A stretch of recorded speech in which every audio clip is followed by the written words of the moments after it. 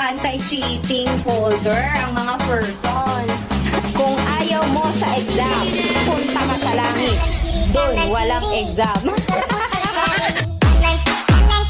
Sana, test paper na lang kita para di ko na tingnan ang iba. Oh! Bigyan kita sagot. 10 pesos na lang. Bayad muna. Haha. Lord, kung ibabagsak mo ako, idamay mo na rin, pati kaibigan ko. Huwag mong subukan, nakatingin sa'yo si Lord.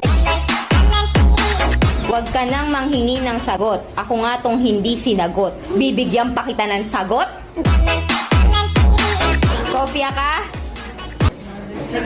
Daganan muna kita. Ha? Mapipi.